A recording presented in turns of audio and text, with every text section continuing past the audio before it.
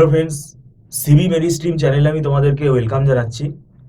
তোমরা যারা MAKAUT university থেকে বিসিএ করছো, এবার যারা থার্ড সেমেস্টারে রয়েছো, তোমাদের থার্ড সেমেস্টারের পরীক্ষা আহ, তোমরা যারা দেবে, দেখো থার্ড সেমেস্টারের সময়টা খুব বেশি নেই, কারণ এটা ইন্টারমিডিয়েট সেম। তো তো ইন্টারমিডিয়েট সেমের পরীক্ষা খুব সম্ভবত ডিসেম্বরে হতে পারে, সেটা ইউনিভার্সিটি হয়তো নোটিশ দেবে। কিন্তু দেখো ডিসেম্বরে যদি হয়, তাহলে আমরা ডিসেম্বরটা ধরেই যদি এগোই, তাহলে কিন্তু হাতে সময়টা খুব কম। কারণ সামনে আমাদের পুজো আছে, ঠিক আছে, দুর্গা পুজো আছে, কালী পুজো আছে। এই সময়টা তো কলেজে একটু ছুটি থাকবে, আমাদের ইনস্টিটিউটও ছুটি থাকে, অনেকে ঘুরতে বেড়াতে যায়। তো আমি সেই টাইমটাকে তো আমি ধরবো না, তাহলে সময়টা হাতে কম। এবার থার্ড সেমেস্টারে তোমাদের দুটো সাবজেক্ট আমরা পড়াচ্ছি, পাইথন আর ডেটা স্ট্রাকচার। ডেটা স্ট্রাকচারটা সি প্রোগ্রামিং দিয়ে আছে, আর পাইথন প্রোগ্রামিং। পাইথন প্রোগ্রামিং একটা সাবজেক্ট আর ডেটা স্ট্রাকচারের সাবজেক্ট। এবার ব্যাপারটা হচ্ছে পাইথনের সিলেবাস বিশাল বড়, কারণ পাইথনের যে কোর পাইথন সিলেবাসটা রয়েছে এ কিন্তু অনেক বড় সিলেবাস। কারণ পাইথন এমনিতেই একটা ভাস্ট টপিক, তার আবার আলাদা আলাদা ব্রাঞ্চ রয়েছে।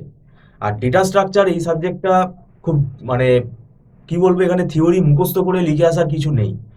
এই সাবজেক্টটার মধ্যে পুরোটাই কিন্তু প্রোগ্রাম।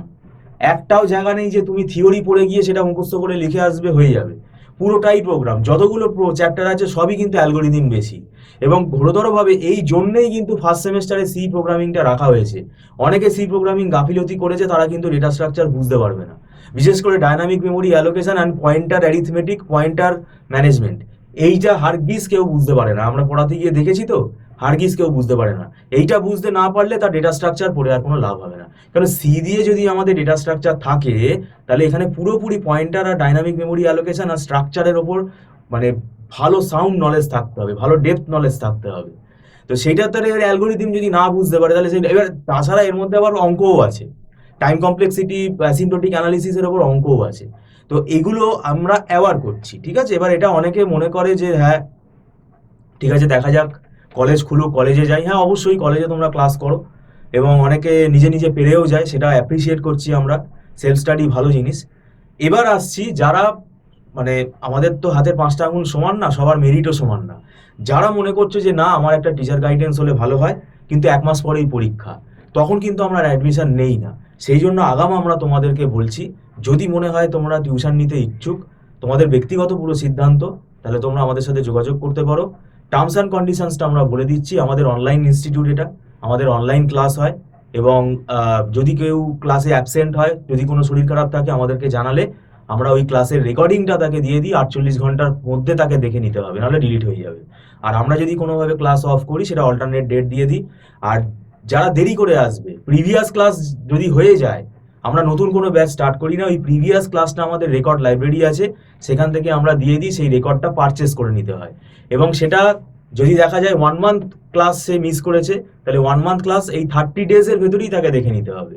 মানে 30 দিনের ক্লাসের রেকর্ড যদি আমরা দিই, সপ্তাহে যদি 2টো করে ক্লাস হয় বা একটা করে, এটা সেটা সাবজেক্টের ওপর ডিপেন্ড করছে। তো তাকে সেই স্টিপুলেটেড টাইমের ভেতরেই কিন্তু দেখে নিতে হবে, না হলে কিন্তু ডিলিট হয়ে যাবে। আর একটা ব্যাপার, এখানে আমাদের মান্থলি ফিস সিস্টেমে ক্লাস হয়, এবং রেকর্ডিং ক্লাসে এখানে কিছুটা ডিসকাউন্ট হয়।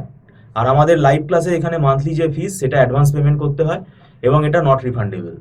আর এখানে রিমোট এরিয়াতে যদি থাকো, তাহলে তোমাদের সুবিধা হবে, কেননা তোমাদেরকে এখানে এসে ক্লাস করতে হচ্ছে না, একদম অফলাইনের মতন ফ্লেভার। আর যাতায়াতে ট্রাভেলিং টাইমটা তো বেঁচে যাচ্ছে। এখন কলেজে যদি দেরি করে ছুটি হয়, তাহলে সেক্ষেত্রে তো তুমি ইন টাইম এই টিউশন ক্লাসটাতে পৌঁছতে পারবে না। তো যাই হোক, সেই ব্যাপারটাও আছে। আর আমরা বলছি যে এখানে আমাদের এখানে দীর্ঘদিনের অভিজ্ঞতা, ম্যাকআউট ইউনিভার্সিটিতে পড়িয়ে আমরা অভ্যস্ত। আমাদের একটা ফরম্যাট করা আছে, মানে সিলেবাস অনেক বড়, পুরো 100% সিলেবাস। এখন যদি কেউ অ্যাডমিশন নাও, কমপ্লিট হবে না।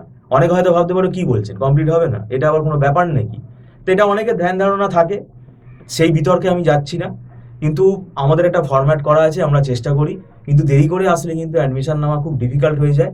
কারণ পাইথন প্রোগ্রামিংটা ভাই শিখতে হবে ভালো করে, কারণ এইটাই সুযোগ। কারণ পরে তুমি আর পাইথন আলাদা করে তুমি পাস করে গেলে, তখন তোমাকে একটা ইন্ডাস্ট্রির জন্য কিন্তু আলাদা করে তৈরি হতে হয়, তখন দেখবা নতুন করে শেখা হচ্ছে না। তো সেই জন্য এখন থেকেই তোমাদের সময় দিতে হবে। এবং ইন্টারভিউ বোর্ডে, ক্যাম্পাস ইন্টারভিউতে, প্লেসমেন্টে কিন্তু ডেটা স্ট্রাকচার থেকে কোয়েশ্চেন আসে, ডেটা স্ট্রাকচারের কোড লিখতে দেয়। আমি এটা কিন্তু বলছি, একটা ছোট কোড স্নিপেট কিন্তু তোমাকে লিখতে দিতেই পারে।